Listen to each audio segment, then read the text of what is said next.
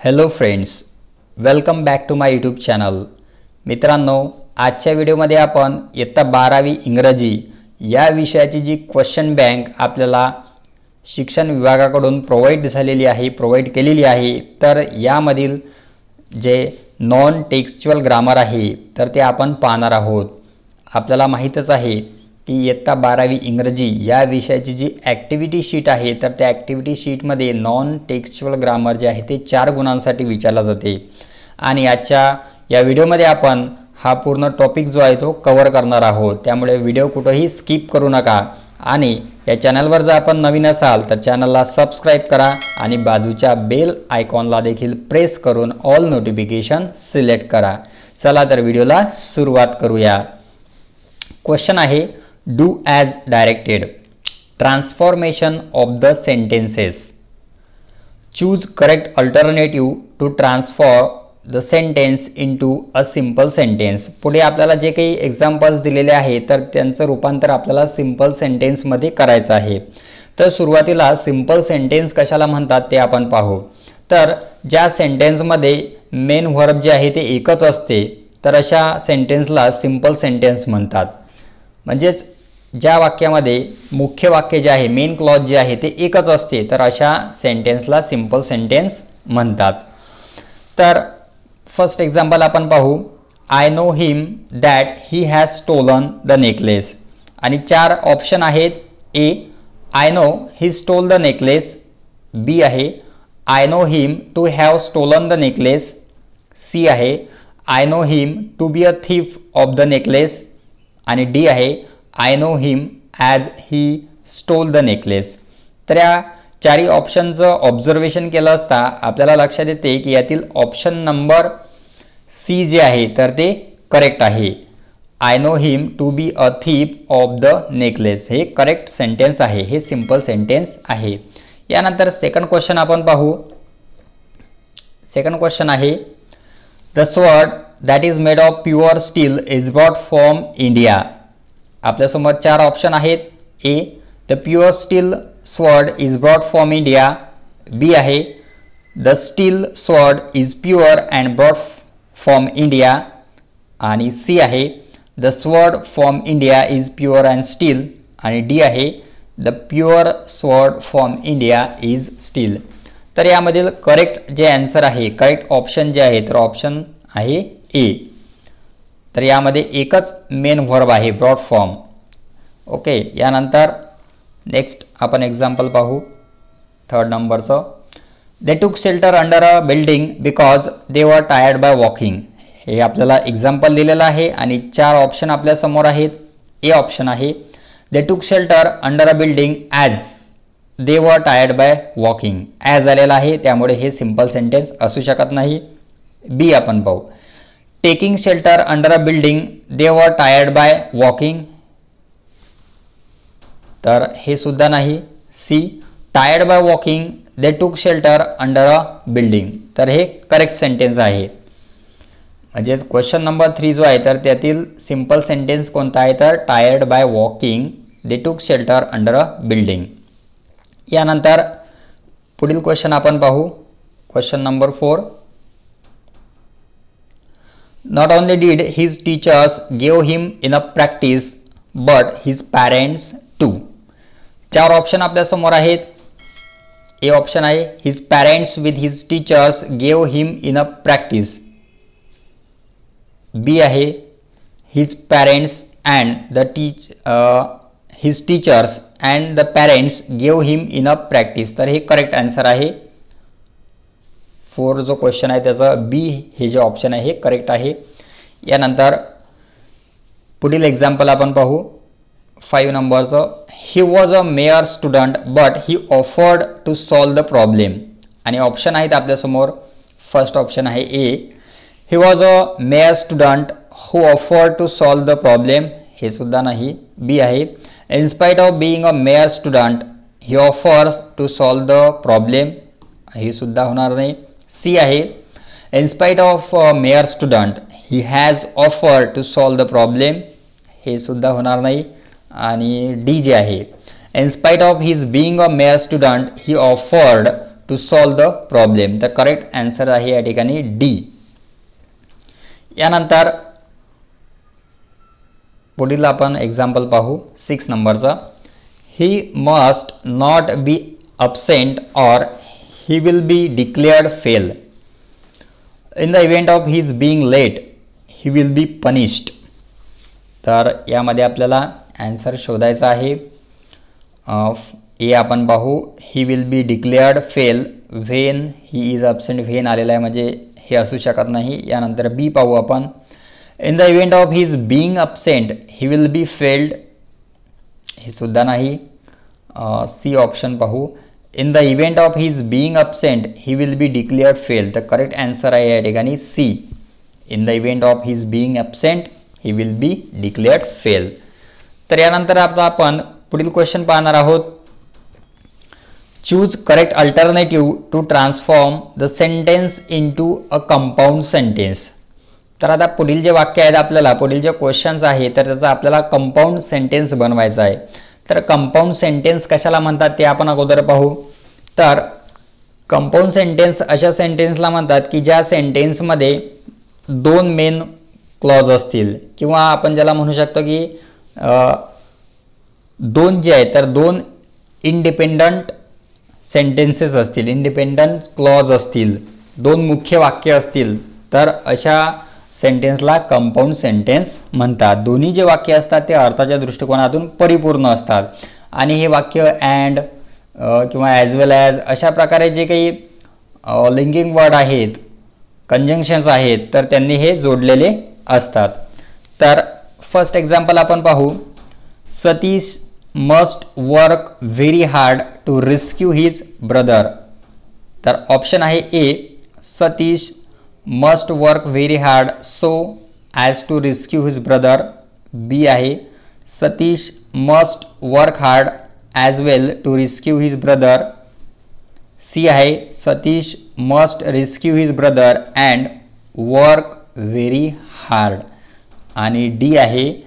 Satish must work very hard and rescue his brother. तर correct answer या ठिकाणी आहे ऑप्शन नंबर डी. यानंतर पुढील एक्झाम्पल आपण पाहू. The witness said that Mohan was guilty और he declared his innocence. Option number A आहे. The witness told that Mohan was guilty. तर हे करेक्ट आहे. दुसऱ्या एक्झाम्पलचं जे करेक्ट आन्सर आहे A option. The witness told that Mohan was guilty. यानंतर पुढील एक्झाम्पल आपण पाहू. थर्ड वन आहे. The citizens who have paid the taxes are always respected. तर चार ऑप्शन आपल्या समोर आहेत. वन बाय वन आपण एक एक ऑप्शन पाहू. फर्स्ट ऑप्शन आहे tax paying citizens are always respected. त्यानंतर बी आहे the citizens paid the taxes and get respected. तर हे करेक्ट आन्सर असणार आहे कुठलं बी. यानंतर चौथा क्वेश्चन आपण पाहू. The interviewer was annoyed that he had not answered his queries. चार ऑप्शन आहेत. ए आहे. The interviewer was annoyed as he had not answered his queries. B आहे. The interviewer was annoyed at his not answering his queries. C आहे. The queries were not answered and the interviewer was annoyed. तर correct असणार आहे C. यानंतर पुढील example आपण पाहू. Fifth नंबरचं आहे. I was surprised when I heard him reveal the secret or I was surprised to hear him talk so. तर आपल्याला करेक्ट कंपाऊंड सेंटेन्स जे आहे ते चूज करायचं आहे. ए आहे. I was surprise to hear him reveal the secret. आणि B जे आहे I was surprise for his revealing of the secret. तर या ठिकाणी करेक्ट आन्सर जे असणार आहे तर बी असणार आहे.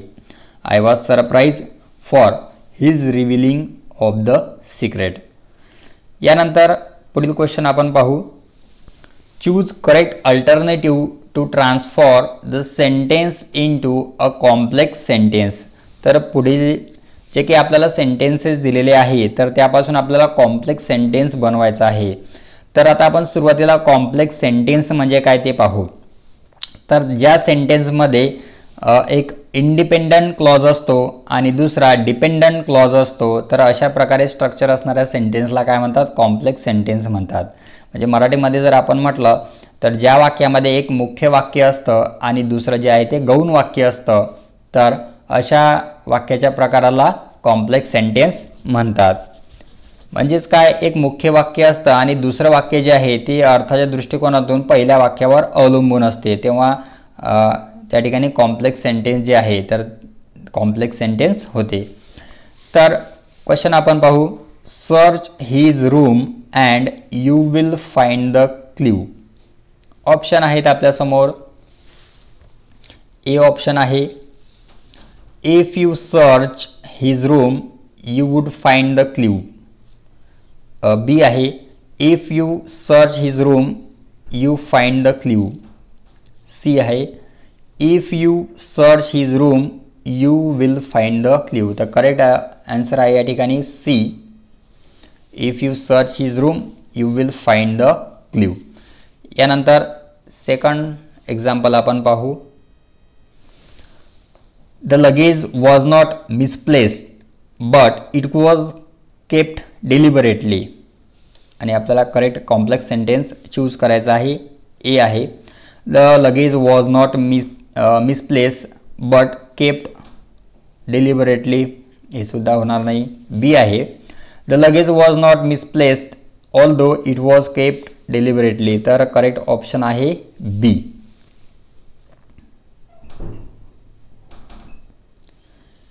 यानंतर आता आपण पुढील क्वेश्चन पाहू. Choose correct alternative to frame a WH question to get the underline answer. तर आता या ठिकाणी आपल्याला WH क्वेश्चन बनवायचे आहेत आणि वाक्यामध्ये जो अंडरलाईन केलेला भाग जो आहे तो आन्सर यायला पाहिजे, अशा प्रकारे आपल्याला क्वेश्चन बनवायचा आहे. तर यामध्ये फर्स्ट एक्झाम्पल आहे, some thugs tired to snatch her gold chain. 4 option आहेत आपल्यासमोर. 4 पैकी आपल्याला एक जे आहे करेक्ट चूज करायचं आहे. ए आहे, what some thugs tired to snatch. हे सुद्धा करेक्ट होणार नाही. बी पाहू, what did some thugs tired. हे सुद्धा होणार नाही, कारण डीड जिथं आपण डीड वापरतो तिथं क्रियापदाचं पहिलं रूप वापरत आहे, परंतु इथं डीडसुद्धा आलेलं आहे आणि क्रियापदाचं दुसरं रूपसुद्धा वापरलेलं आहे, म्हणून हे सुद्धा होणार नाही. C, what some thugs snatch. हे सुद्धा होणार नाही, कारण यामध्ये सहाय्यकारी क्रियापदाचं वापरलेलं नाही. आता राहिलं D, what did some thugs try to snatch. तर हे करेक्ट असणार आहे, कारण यामध्ये WH वर्ड आहे, हेल्पिंग व्हर्ब आहे, सहाय्यकारी क्रियापद. यानंतर पुढील क्वेश्चन आपण पाहू. Arunima was written as a mountaineer. Option आहेत आपल्यासमोर. What was Arunima written as. What was Arunima written. What did Arunima written. What was retained Arunima. तर यामध्ये करेक्ट जे आन्सर आहे तर ऑप्शन नंबर ए हे करेक्ट आन्सर आहे. यानंतर पुढील क्वेश्चन आपण पाहू. तिसरा question, an exceptional battle had begun inside the train. आता इनसाइड द ट्रेन हे आपल्याला आन्सर यायला पाहिजे, म्हणजे क्वेश्चन बनवत असताना आपल्याला हे त्यामधून वगळायचं आहे. On the move. 4 ऑप्शन आपल्यासमोर आहेत. Where had an exceptional battle begun on the move. Second आहे B, when had an exceptional battle on the move begun. C आहे, where had an exceptional battle begin on the move. आणि D आहे, where an exceptional battle had begun on the move. तर आपल्याला correct answer शोधायचा आहे. तर correct answer option आहे या ठिकाणी ऑप्शन नंबर ए. त्या ठिकाणी ग्रॅमॅटिकली हे जे सेंटेन्स आहे, where had an exceptional battle begun on the move, हे करेक्ट आहे. यानंतर पुढील क्वेश्चन पाहू. With the help of the technology, underline केलेला आहे, I started responding the treatment. म्हणजे with the help of technology हे आपल्याला आन्सर यायचा आहे, असा क्वेश्चन आपल्याला बनवायचा आहे. तर ऑप्शन आहेत how I start responding the treatment. जे क्वेश्चनचा जो फॉर्मॅट आहे त्यामध्ये हे सेंटेन्स बसत नाही. बी आहे how did I started. Did ही वापरलं आणि क्रियापदाचं पास्ट टेन्स जो आहे तो सुद्धा वापरलेला आहे, पास्ट फॉर्म. सी आहे हाऊ आय स्टार्ट. इथं हेल्पिंग व्हर्बच वापरलेलं नाही. आता उरलं शेवटचं option D, how did I start responding the treatment. तर हे करेक्ट आहे. यानंतर 5वा question, Ishita invites my family members on my birthday for celebration. On my birthday हे आन्सर आपल्याला यायला पाहिजे, असा क्वेश्चन बनवायचा आहे. तर 4 ऑप्शन आहेत आपल्यासमोर. वेन इशिता इन्व्हायटेड हे सुद्धा करेक्ट असणार नाही, कारण यामध्ये हेल्पिंग व्हर्ब वापरलेला नाही. सेकंड पाहू आपण बी, वेन इशिता इन्व्हाइट हे सुद्धा त्याचप्रमाणे आहे, इथं सुद्धा हेल्पिंग व्हर्ब वापरलेला नाही.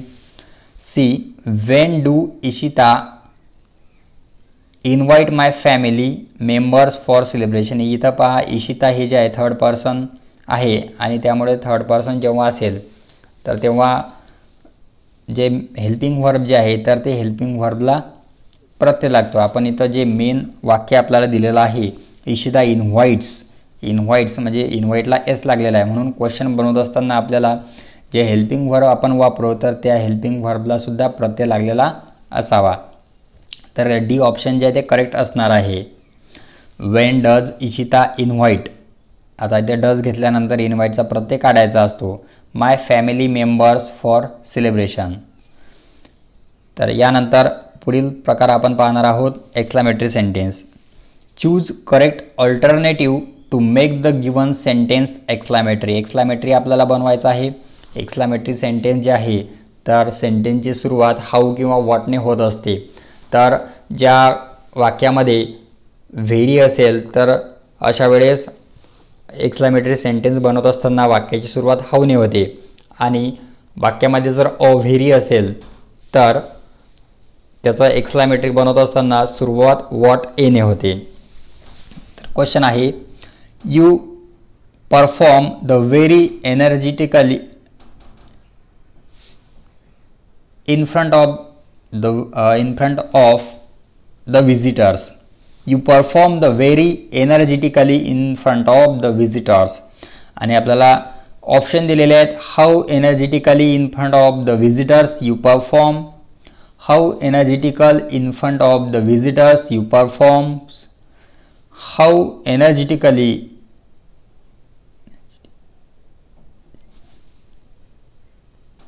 in front of the visitors you performed.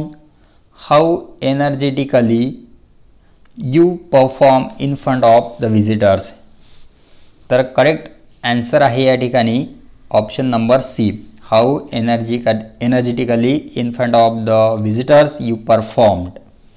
यानंतर पुढील question, you have narrated a very romantic book. Option आहेत A, what have you narrated a very romantic book. What book you have narrated a very romantic. What a romantic book you have narrated आणि what a romantic book you have narrated. तर correct option आहे option number C, what a romantic book you have narrated. यानंतर पुढील question, choose correct alternative to make the given sentence negative. पुढील वाक्य आपल्याला negative बनवायचे आहेत. तर फर्स्ट सेंटेन्स आहे, Sunita is the most loyal employee of our firm. 4 option आहेत. Sunita is not the most disloyal employee of our firm. B आहे, Sunita is the most not disloyal employee of our firm. C आहे, no other employee of our firm is as loyal as Sunita. आणि D आहे, no other employee of our firm is the most loyal as Sunita. तर correct या ठिकाणी answer जे आहे तर option number C जो आहे तर ते करेक्ट आहे, निगेटिव्ह सेंटेन्स आहे, कारण हे डिग्रीचं वाक्य आहे. दिलेलं वाक्य आपल्याला सुपरलेटिव्ह डिग्रीमध्ये आहे आणि त्याचा निगेटिव्ह करायचं असताना पॉझिटिव्ह डिग्री आपण केलेला आहे, म्हणजे पॉझिटिव्ह डिग्रीमधलं वाक्य हे या ठिकाणी करेक्ट निगेटिव्ह आहे. यानंतर पुढील क्वेश्चन आहे, as soon as he enter the room he notice the unusual presence. 4 option आहेत. As soon as he enter the room he did not miss the unusual presence. B आहे, as soon as he enter the room he unnoticed the unusual presence. C आहे, no sooner did he entered the room than he noticed the unusual presence. आणि D आहे, no sooner did he enter the room than he noticed the unusual presence. तर या ठिकाणी correct answer जे आहे, correct answer असणार आहे option number D, no sooner did he enter the room than he notice the unusual presence. तर मित्रांनो, ग्रामरशी संबंधित जे काही क्वेश्चन आहेत ते आपण पाहिलेले आहेत. तर यामधील जो दुसरा क्वेश्चन आहे स्पॉट द एरर, तर तो आपण पुढील व्हिडिओमध्ये पाहणार आहोत. तर आजच्या व्हिडिओमध्ये एवढंच. व्हिडिओ कसा वाटला ते नक्की कमेंट करा आणि व्हिडिओ आवडल्यास लाईक करा, शेअर करा. पुन्हा भेटूया पुढच्या व्हिडिओमध्ये. तोपर्यंत good bye and take care.